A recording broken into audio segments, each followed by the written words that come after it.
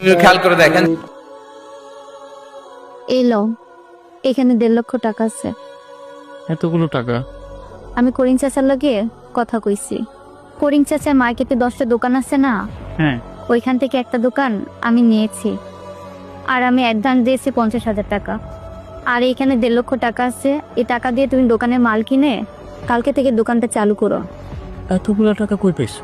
তোমার থেকে জোর করে করে টাকাগুলো রাখতাম না, ওই টাকাই সে টাকা।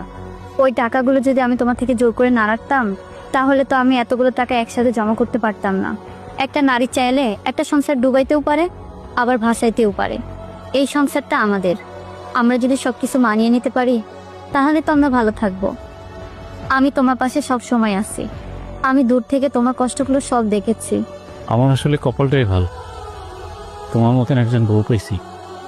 তোমার মতন বউ যদি কাছে থাকে, আমার সকল কষ্ট দূর হয়ে যাবে।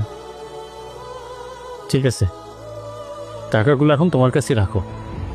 আমি গোসল কইরা খাওয়া দাওয়া কইরা বাজারে যাবো মাল কিনতে। আচ্ছা ঠিক আছে।